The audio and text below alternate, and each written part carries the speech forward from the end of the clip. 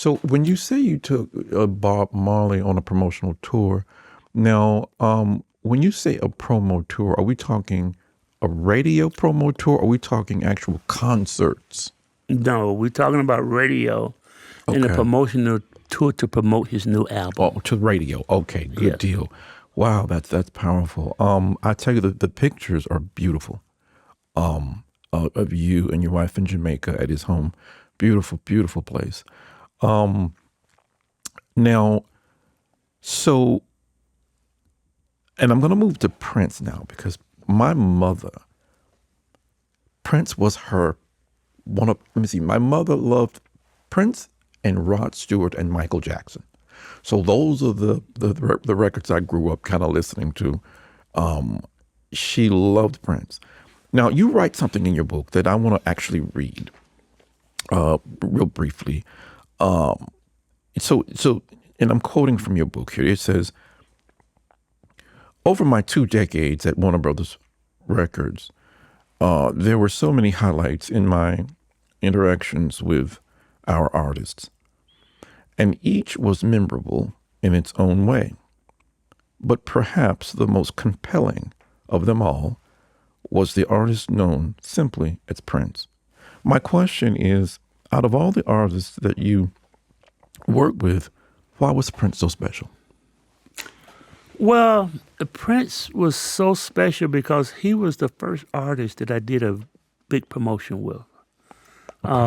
He was the first. I took Prince on his first promotional tour in the United States. How old was he then? 18, 18 years old. Okay. maybe 19, but 18, because he was 18 when he signed with Warner Brothers. Okay. A few record labels had turned him down. Because it's like, when you're an artist, you got a demo album, you shop it around to different labels. What you think? You want, got an artist here. Several labels turned him down. Okay. So when he got to Warner Brothers, and when Warner Brothers sent out early releases for us to listen to of new artists and new music, when I heard Prince, I'm like, oh my God, who is this? Mm. This is the freshest music that I've heard in years. And Warner Brothers, a lot of time they were sending out new music, but they wouldn't tell you who the artist is. Okay. They would, just listen to it. And so when I called Warner Brothers, I said, who is this artist singing Soft and Wet? They said, that's an artist that we just signed named Prince. Prince who? His name is just Prince, Teddy. Okay. Got it. Okay, so I would like to take Prince on a promotional tour starting here in the Carolinas. Plus, the reason that I wanted to do it, he's a new artist. I really like what I heard. Okay. I got all the radio stations in the Carolinas to play his record. Not just play it, but in heavy rotation. Mm. And it was around Thanksgiving. It was around this time of year, close to Thanksgiving. There's a radio station in Charlotte. The call letters are WGIV. Okay. WGIV would do a food drive every year for the food banks, the homeless, and everything, for needy families as well. So I said, I would like to bring Prince to Charlotte to do a promotional tour. They said, whoa, Teddy, I don't know if that's a good idea or not. Well, why not? He doesn't talk at that time. Mm-hmm. He doesn't talk. And it may do more harm than good when you're introducing him to people. So we don't want that. We don't want that right now. I said, look, I got this. Let me do it. Okay. They said, okay, what do you need to do this? I said, well, I'm going to need 50 Prince albums for every black radio station in North and South Carolina. What? Yeah. That's about 6,000 albums, Teddy. Well, what else you need? Well, I'm going to need advertising at every black radio station in North and South Carolina.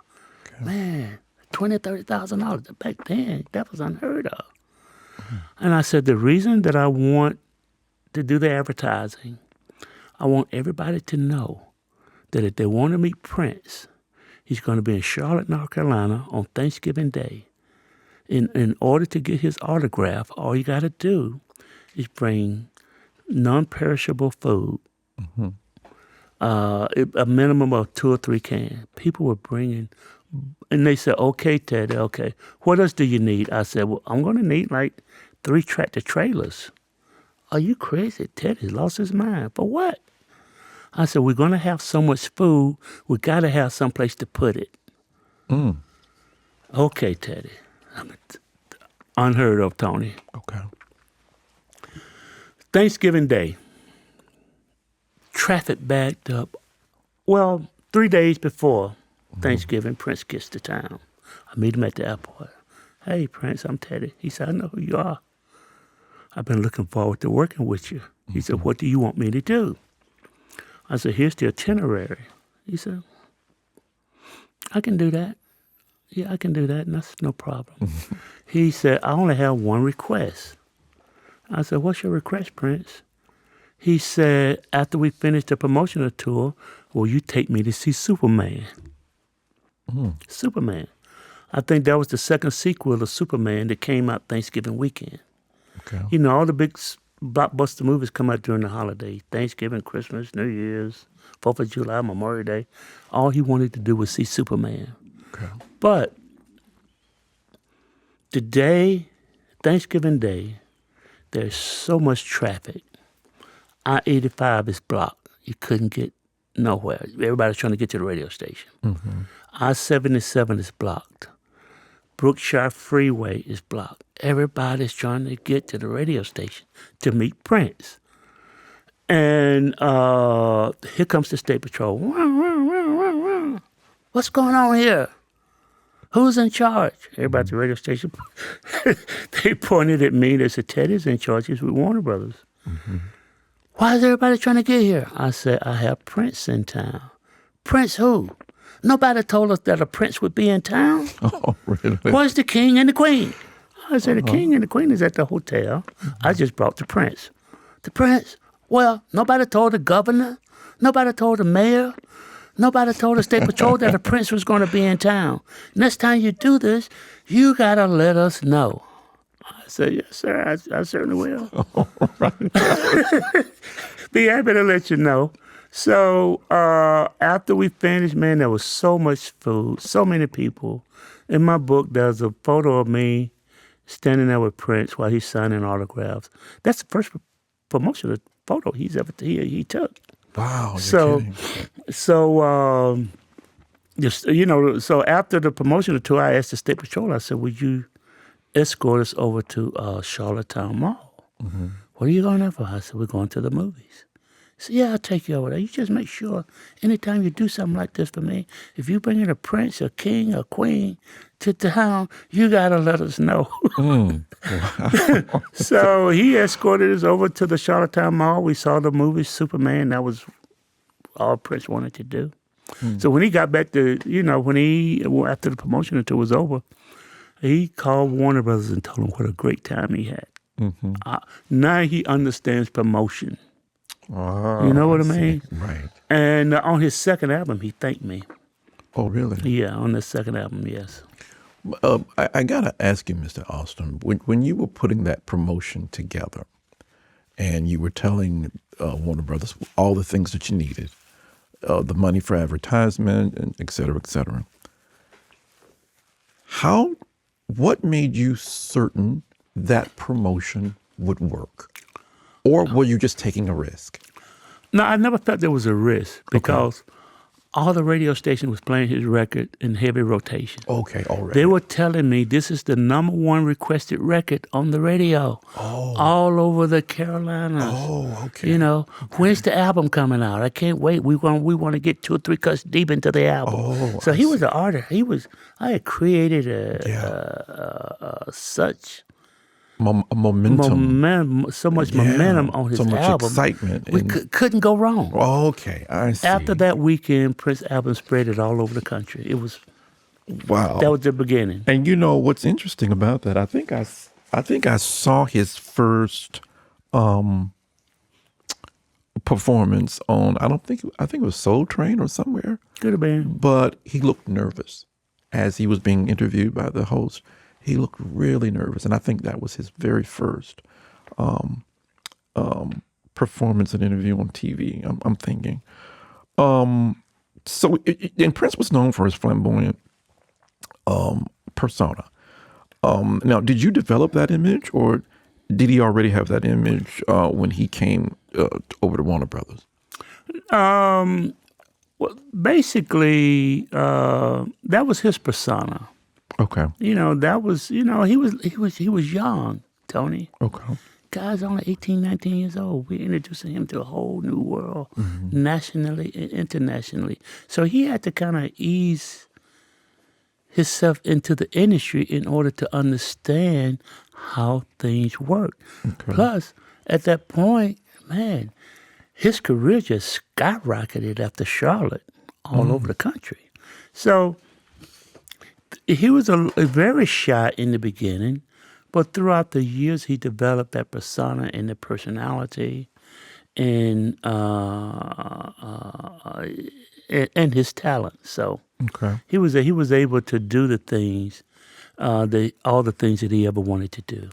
Now, I'm aware that at some point Prince started his own record label in partnership with Warner Brothers called Paisley Park. Now, did you market and promote any of his artists on his label? Of course, all of those artists was distributed by Warner Brothers, just like Prince was. Okay. March Day and the Time, Sheila E., Oh, I remember that. Vanity Six, The Nasty Girls. Yo, those big stars. Yeah. Big, So we big promoted stars. all of those artists, just like we promoted Prince. And so, when an artist released the record, how long did the average marketing and promotion campaign last? Like when you start a campaign with a new artist, how long does it last? It just depends on the success of the music. Okay. Okay. If the first single is successful, sometimes the second single is more successful than the first one.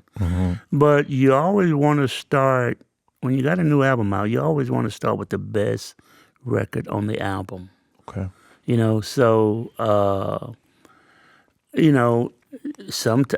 That catches on, then you got a second single coming. That goes on. Usually, if you got a good album, you're going to have 3 different releases from that album. Okay. Now, on page 12 in the book, you're speaking about a man named Tom Draper, head of black music. I want to read something you wrote, and then I have a question for you. So, you write in the book, the best part was that Warner Brothers usually didn't sign established artists. We built 98% of our artists in our department from the ground up. During the next 20 years, we were consistently the #1 R&B and jazz label in the country. We created an impressive roster of superstars, striking gold and platinum on each artist with each release year after year. So that's success. What's the formula for creating a successful label? Like what if I'm interested in creating a label, what's that formula? What do I need to be looking for in artists or? Well, speaking of Tom Draper started the black music division at Warner Brothers. Okay. And when he asked me to join his team, he said, Teddy, we're going to build a black music dynasty here, and we want you to be a part of it. Okay? The black music dynasty at Warner Brothers, just to kind of give you an idea of the artists that we built. Prince, March Day and the Time, Vanity Six, Sheila E., Zapp featuring Roger, Madonna, Quincy Jones. When Quincy Jones decided to start a record label, he came to Warner Brothers. Quincy Jones brought us Tevin Campbell, James Ingram, and Teddy Astin. It was great working with Miles Davis. Sly Stone, after Sly Stone group broke up, Sly and the Family Stone broke up, he came to Warner Brothers. But before Sly Stone came to Warner Brothers, Larry Graham came to Warner Brothers. Larry Graham was Sly Stone's bass player. Okay. So Sly Stone, Larry Graham, Donna Summer, Sylvester, Shaka Khan, Ashford and Simpson, George Clinton, the Funkadelics, Boots's Rubber Band, Rod Stewart, Ice-T, Biz Marquis, Big Daddy Kane, Michael McDonald, Those were big stars. Albie Shore, Karen White, George Benson, Earl Clue, Bob James. Do you remember a group called Foreplay? That group featured Bob James, Lee Ritenour, Nathan East, and Harvey Mason. Also, we developed Al Jarreau, David Sanborn. When Ronald Isley went solo, he came to Warner Brothers. Joe Sample, Rolls Royce, Frankie Beverly. When Frankie Beverly, just to give you an idea of some of the artists, Right. after their careers was developed, they saw what a great job we were doing with artists over at Warner Brothers. They came over there. Frankie Beverly came over to Warner Brothers. Atlantic Starr came to Warner Brothers as established artists. So did Ronald Isley. But to keep it moving, Jennifer Holliday, we signed her. Keith Washington, Atlantic Starr, Jasmine Guy, the Force MDs, Club Nouveau, Tom Tom Club, just to name a few. Now, just to show you how diverse we were, I mentioned the rap artists, the R&B artists, the jazz artists. But we were also very diverse with comedy, with Steve Martin and Richard Pryor. We were diverse with gospel with Andre Crouch and the Whining. So that was the black music dynasty that Warner Brothers and Tom Draper and his staff put together there at Warner Brothers Records. Wow. That is amazing. Meet rapper, hungry for stardom but trapped in his local area. The record label insists on local fame before a deal. Yet, the missing element is clear: marketing. Unlock the secret by clicking the link below for our newest marketing ebook. It's the ultimate game changer. With the ebook in hand, rapper conquers hurdles. Witness his ascension. Be the buzz. Click, download, and join the journey to conquer the stage. Your music, your story, your rise. Start it all now. What was the thing that you disliked the most, or if anything, about promoting music in the 2 decades that you worked with Warner? What was the thing? Let me ask you this way. Was there anything that you weren't comfortable with? It sounds like a fun job and a fun opportunity to get out there and build these artists and make them successful. But was there anything that you felt like, you just didn't like that, or you just weren't comfortable with that? No. Also, it was, because basically, when you're doing a job that you love, you know what they say. If you love a job, you never work a day in your life. That's exactly right. That's right. So being at Warner Brothers, and Warner Brothers giving me the budgets and the leeway to do anything that I wanted to do, because they knew at that point anything that I wanted to do was going to multiply. It's going to be successful. It's going to be very successful, Absolutely. and the rest of the country could catch on to it.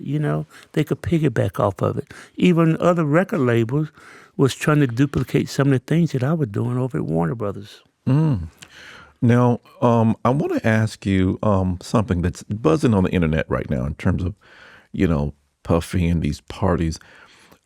In your experience, these parties, in the music business, in the movie business, like in that those parties or wild parties commonplace in the business? Like, isn't that a common thing, a common occurrence for celebrities and superstars to just kind of have the wild parties? No, that's not common. That is not common. No, that's not the norm. That is not the norm, my friend. That's not. Because when I did promotional parties for our artists, they were very respectable. Oh, I see. People came out to meet the artists.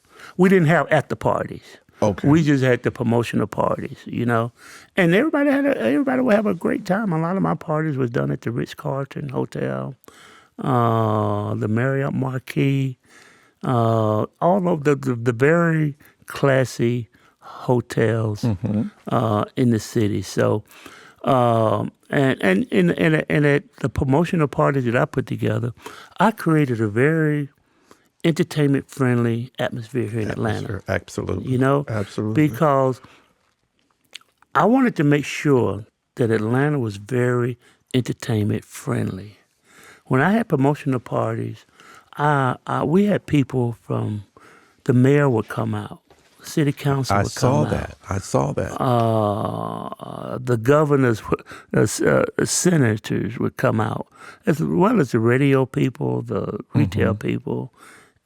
We had respectful parties, things that people would remember for the rest of their life. Plus, I would always have a photographer there, so they could take pictures with our artists. That's why I have so many memorable photos in my book, because every photo has a story. Right. The book has beautiful photos all the way through it, almost every page. And just to give you a footnote on that, people always wonder why Atlanta is the entertainment capital of the universe. Right. And I helped to create that atmosphere here.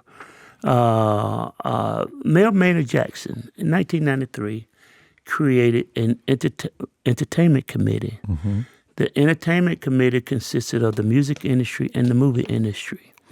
Maynard Jackson, the mayor, called me and said, "Teddy, I'm creating a entertainment committee, and I would like for you to serve on it."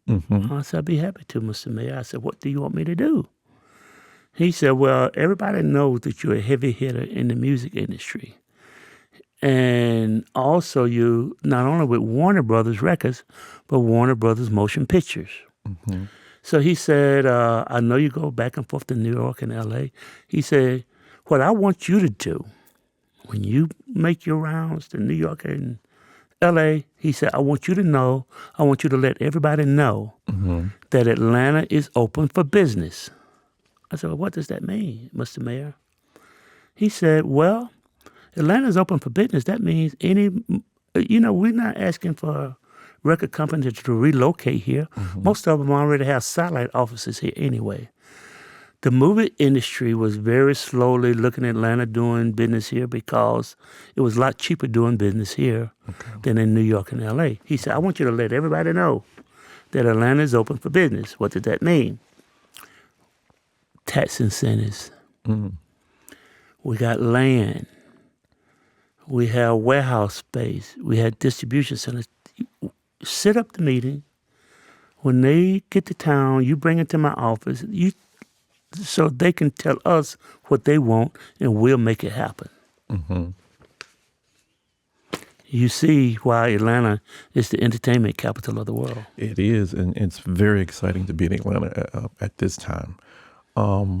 It is amazing, all of the stuff going on. And as I drive down the streets in different parts of the town, I see people shooting movies and shooting videos and, all kinds of stuff going on, all of these. Now you got all the movie companies moving here. Yes, I see You got them. all the record labels moving see 'em. here. A lot of the artists relocated from all over Here, right. the world here in Atlanta. Yeah, and when I'm out in the clubs and things like that, some of the people, it's really interesting to see some of the people face to face that I've seen on television for a long time. So Right, they didn't just get here. We started that back in the early 90s. exactly. This is what it is now. Now you were inducted in the National Black Radio Hall of Fame. Is that correct? That's correct. Wow. Okay. Yeah, I think 2002, 2003, I was inducted into the National Black Radio Hall of Fame. Okay. Yes, it was. Very big honor. And you also received the Presidential Volunteer Service Award. Is that correct? Yes, from President Joseph Biden. On Joe Biden. Okay. Yes, that is in my book, and that was given to me because of all the community service. It was a really community service award from the president.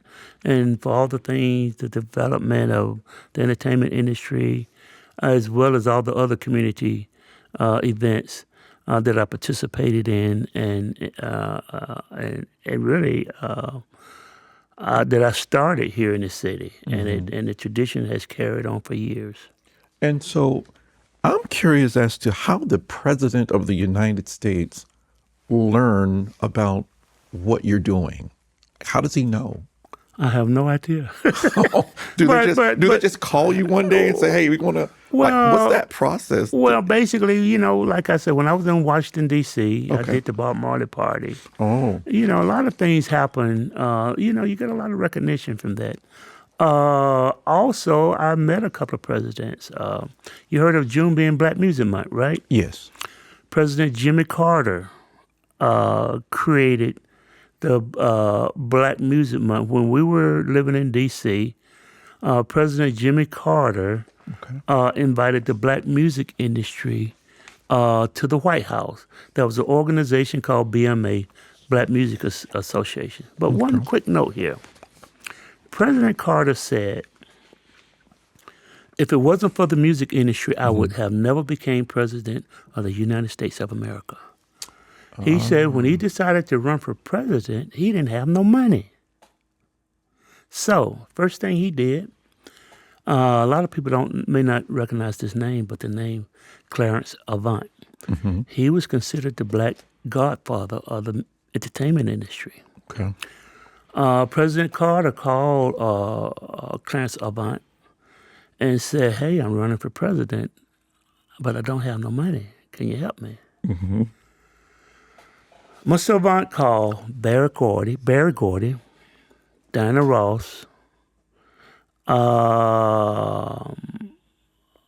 several other celebrities that he knew, and that was President Carter's first $1 million to start his presidential campaign. Later on, Willie Nelson, the Allman Brothers Band, all those artists kind of band together to help raise money for President Carter presidential campaign. So they raised money for him to run a very successful presidential campaign, which later he became the president of the United States of America. But the bottom line he's saying is if it wasn't for the music industry, he never would have became president. Also, another celebrity that Clarence Avant called was Barbara Streisand as well. So he had a very wide range of celebrities that he could pick up the phone. But the key thing about it is President Carter knew the black godfather. And that's the person that he called. And that's how he got his first $1 million. Wow, that's an exciting story. That is amazing. Well, Mr. Austin, it's been great. This book is awesome.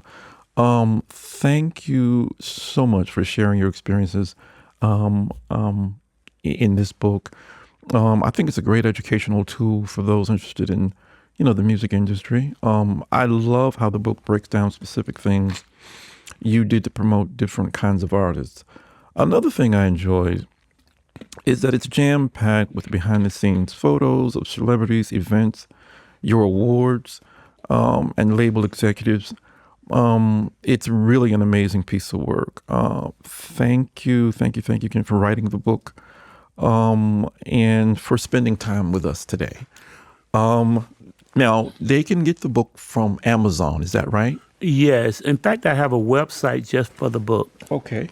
The website is www.toughact.net, like a tough act to follow, real easy to remember. Okay. www.toughact.net. I have a website just for the book. You can go to the website. And on the website, you can see the table of contents. You can see all the great stories, chapters in the book. You'll be able to learn more about me, Teddy, the author. You'll be able to see the over 50 gold and platinum albums that I received over the years and all the other awards, including the presidential award from President Biden, all in the book. So, Exactly. so basically, also on every page on the website will take you directly to Amazon. In fact, I think Amazon has a special running on the book now, like 15% off on the book. Perfect. And this is the hardcover. Yeah, and this is so thick. Like this, I'm surprised how thick this book is and how much experience is in it. It's definitely a learning tool for anybody in the music industry or outside of the industry. Once again, you're Teddy Astin. The book is called Golden Past and a Platinum Future. Yes. Thanks once again for being with us today, and hopefully I can bring you back for another conversation at some point. All right. Well, thank you, Tony, for having me. It's been my pleasure to be here, and we really appreciate you taking the time out of your busy schedule to let the world know about my new book, A Golden Past and a Platinum Future. Again, you can go to the website, www.toughact.net, TOUGHACT.net. Each page will take you directly to Amazon. Also, on the website for the book, you'll be able to see some of the great interviews that I've received over the years as well. So thank you, Tony, for having me. Thank you. Meet rapper, hungry for stardom but trapped in his local area. The record label insists on local fame before a deal. Yet, the missing element is clear: marketing. Unlock the secret by clicking the link below for our newest marketing ebook. It's the ultimate game changer. With the ebook in hand, rapper conquers hurdles. Witness his ascension. Be the buzz. Click, download, and join the journey to conquer the stage. Your music, your story, your rise. Start it all now.